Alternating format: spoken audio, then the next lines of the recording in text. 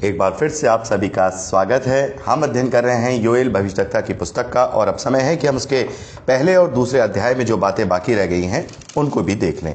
तो मेरे प्यारे भाई बहनों, जैसा कि आपने यहाँ पढ़ा ही होगा कि भयानक बातें यहाँ पर बताई गई हैं कि किस प्रकार से सब कुछ खत्म हो जाएगा और विलाप के लिए बात की गई है यहाँ पर कि देखिए यहाँ 8वें वचन में पहले अध्याय में लिखा है, जैसे युवती अपने पति के लिए कटी में टाट बांधे हुए विलाप करती है वैसे ही तुम भी विलाप करो। यहोवा के भवन में ना तो अन्न बलि और ना अर्घ आता है, उसके टहलुए जो याजक हैं विलाप कर रहे हैं। खेती मारी गई, भूमि विलाप करती है क्योंकि अन्न नष्ट हो गया, नया दाखमधु सूख गया और तेल भी सूख गया।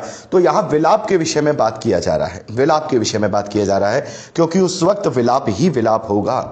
और दूसरी बात यहाँ पर पश्चाताप के आह्वान के विषय में बात की जा रही है। और मेरे प्यारे भाई बहनों, जैसा कि आपको पता है कि यहाँ अभी हम जब आगे तीसरे अध्याय में पढ़ेंगे तो रैप्चर के विषय में बात की गई है।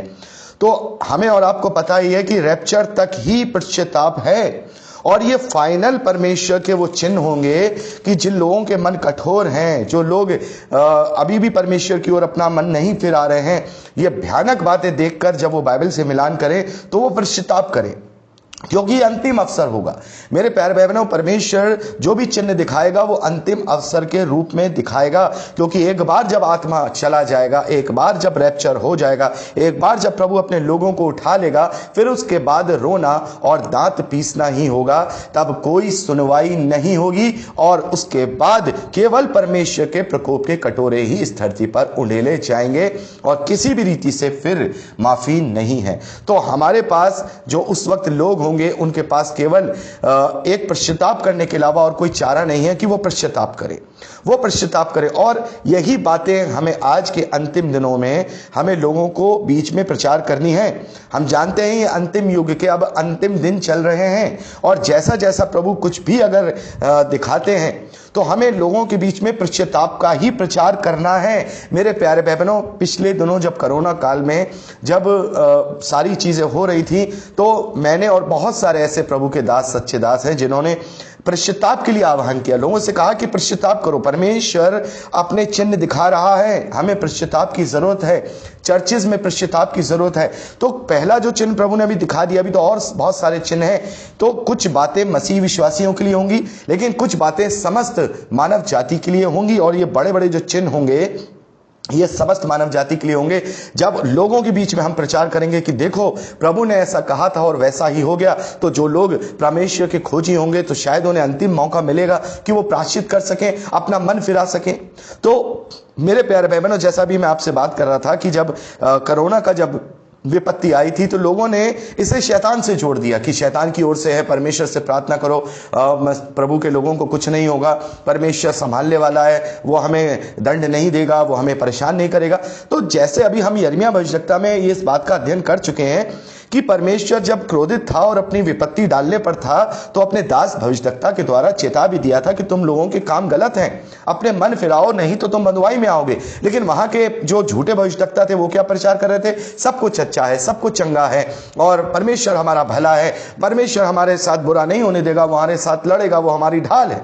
तो आज भी यही बातें की जाती हैं कि परमेश्वर अच्छा है, परमेश्वर भला है, निस्संदेह परमेश्वर अच्छा है, निस्संदेह परमेश्वर भला है, निस्संदेह परमेश्वर अपने लोगों को बचाता है। लेकिन जब परमेश्वर ताड़ना देता है तो उस ताड़ना को भी तो लोगों के बीच में कन्वे करना है कि अपने अपने कामों को देखो कि क्या हो रहा है हमारे समाज में, क्या हो रहा है मसीह विश्वासियों में, क्या हो रहा है चर्चेज में। आज हम देखते हैं कि ज्यादातर आधे से ज्यादा चर्चेज अगर हम यूरोप में चले जाएं, अमेरिका में चले जाएं तो वहां हो क्या रहा है, लोगों ने चर्चेज बेच दिया और यहां तक कि ऐसी जगह चर्चेज भेजे कि वहां पर आज बार हैं, वहां पर बार डांसर डांस कर रही हैं, वहां पे अश्लीलता को परोसा जा रहा है। तो क्या वो परमेश्वर का भवन? मैं जानता हूं कि आज हम परमेश्वर का भवन हम स्वयं हैं, हम मसीह विश्वासी स्वयं परमेश्वर का भवन है, लेकिन क्या वो संगति का स्थल नहीं था? क्या वहां पर आत्मा की उपस्थिति नहीं थी? क्या वहां प्रभु यीशु मसीह की उपस्थिति नहीं हुआ करती थी? प्रभु ने तो कहा कि जहां 2 या 3 मेरे नाम से उपस्थित होंगे उनके बीच में मैं होऊंगा। क्या वहां पर स्वर्गदूत उपस्थित नहीं हुए होंगे? जैसे पौलुस कहते हैं, हम पढ़ चुके हैं कुरिन्थियों की पत्री कुरिन्थियों की पहली पत्री में। तो मेरे प्यारे भाई बहनों, परमेश्वर हमेशा से भला नहीं है, परमेश्वर कभी ताड़ना भी देता है। तो हमें इस बात का भी प्रचार करना है। प्रायश्चित करने का आह्वान यहां पर किया गया दूसरे अध्याय में। योएल कहते हैं 12वें वचन से, तो भी यहोवा की यह वाणी है कि अभी भी सुन लो, उपवास के साथ रोते पीटते अपने पूरे मन फिराकर मेरे पास आओ, अपने वस्त्र नहीं पर अपने मन फाड़कर, अपने मन को ही फाड़कर परमेश्वर के यहोवा की ओर फिरो, क्योंकि वह अनुग्रहकारी, दयालु, विलंब से क्रोध करने वाला, करुणा निधान और दुख देकर पछताने हारा है। यानी कि जब हमें जब वो ताड़ना देता, अभी हमने क्या पढ़ा मेरे प्यारे भाई बहनों? अभी हमने होशे भविष्यवक्ता में यही पढ़ा कि मैं एप्रैम से, देखिए होशे भविष्यवक्ता में हमने इसी बात को पढ़ा है ना।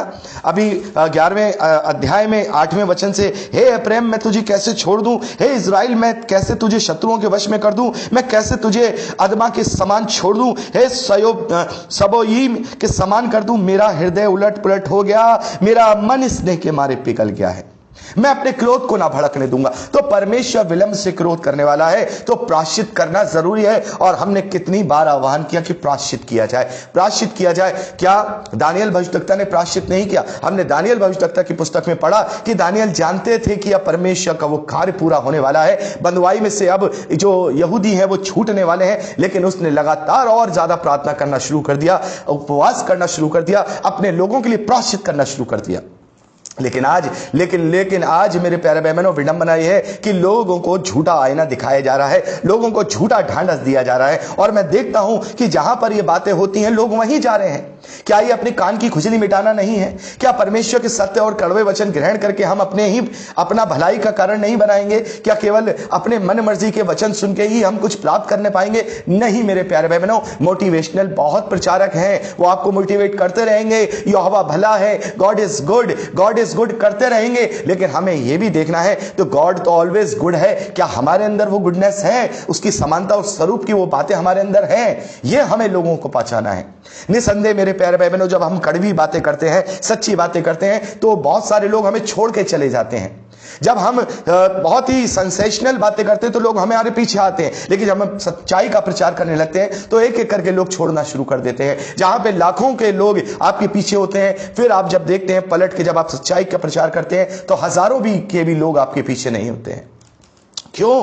क्योंकि मेरे प्यारे भाई बहनों, वो पछताना नहीं चाहते। लेकिन ये अंतिम बातें हमें समझाना होगा। ये अंतिम युग के अंतिम दिन चल रहे हैं, ये अंत के दिन चल रहे हैं। अब ये ग्रेस पीरियड चल रहा है। केवल जैसे हम एग्जाम में देखते हैं ना कि कोई बच्चा 1-2 नंबर से फेल हो जाता है तो उसे ग्रेस मार्क्स दिए जाते हैं, ऐसे ये ग्रेस पीरियड चल रहा है। समय पूरा हो चुका है, 2000 साल पूरे हो चुके हैं। अब ये परमेश्वर का विलंब वाला पीरियड चल रहा है, उसके अनुग्रह वाला पीरियड चल रहा है। प्रसन्नता का समय खत्म होने वाला है, लेकिन उसके प्रसन्नता का समय खत्म होने से पहले यदि हमने प्रायश्चित नहीं किया तो मेरे प्यारे बहनों, रोने और दांत पीसने और अपने आप को रोने और दांत पीसने और अपने आप को परमेश्वर के विरोध में करने के अलावा हमारे पास कुछ नहीं होगा। हम उस दंड के भागी हो जाएंगे।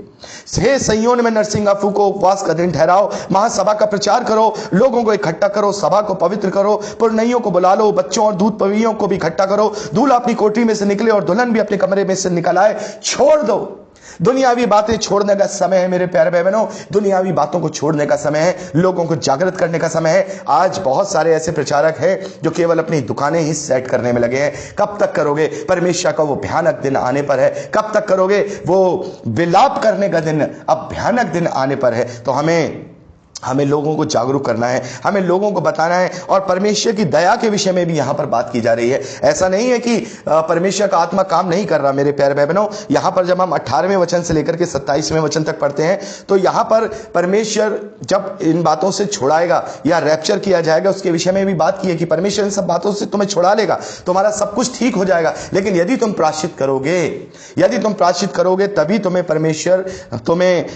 प्रभु यीशु मसीह तब तुम्हारा रैप्चर करेगा। और अंत के दिनों में मेरे प्यारे भाई बहनों, ऐसा ही नहीं है कि केवल जो खराब लोग हैं या फिर जो शैतान की शैतान की भरमाई में आकर के उसके भरमाए जाने के कारण लोगों को गलत शिक्षाएं दे रहे हैं, ऐसा नहीं है। लेकिन इसके अलावा इसके विपरीत भी पवित्र आत्मा उंडेला जा रहा है। जैसे ये वचन हम प्रेरितों के कार्य दूसरे अध्याय में पढ़ते हैं कि आज अंत के दिनों में मेरे प्यारे भाई बहनों, लोगों को नई नई बातें रिवील कराई जा रही हैं, पवित्र आत्मा के द्वारा उभारा जा रहा है, पवित्र आत्मा के द्वारा प्रचार किया जा रहा है। 28वें वचन के अनुसार, उन बातों के बाद मैं सब प्राणियों पर अपना आत्मा उंडेलूंगा, तुम्हारे बेटे और बेटियां भविष्यवाणी करेंगे और तुम्हारे पुण्य स्वप्न देखेंगे, तुम्हारे जवान दर्शन देखेंगे, तुम्हारे दास और दासियों पर भी उन दिनों में मैं अपना आत्मा उंडेलूंगा। तो आज उसका आत्मा उंडेला जा रहा है, और जिन पर उंडेला जा रहा है वो पूरे प्रयास के साथ, पूरी निष्ठा के साथ, पूरी लगन के साथ प्रभु का प्रचार कर रहे हैं, खराई के साथ, कड़ाई के साथ, कड़वे हों चाहे कैसे हों, लेकिन कर रहे हैं।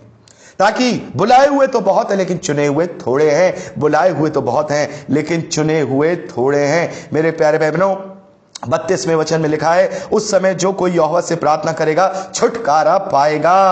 और जो यहोवा के वचन के अनुसार सिय्योन पर्वत पर और यरूशलेम में जिन बचे हुओं को यहोवा बुलाएगा वे उद्धार पाएंगे। वो अंतिम समय होगा। हमें लोगों को समझाना है ये अंतिम समय होगा, लेकिन लोग आज सेंसेशनल फैला रहे हैं। अंतिम के दिनों में ये होगा, अंत के दिनों में वो होगा, ये टिड्डियां आ गई, ये अंतिम दिन चल रहे हैं, लेकिन कोई किसी को जागरूक नहीं कर रहा। बहुत सारे हैं, मैं ये नहीं कह रहा हूं कोई नहीं कर रहा, बहुत सारे ऐसे हैं जो जागरूक कर रहे हैं, लेकिन ज्यादातर नहीं कर रहे, केवल सनसनी फैलाना ही चाहते हैं। वो प्रभु की उन शिक्षाओं को उन तक नहीं पहुंचा रहे हैं।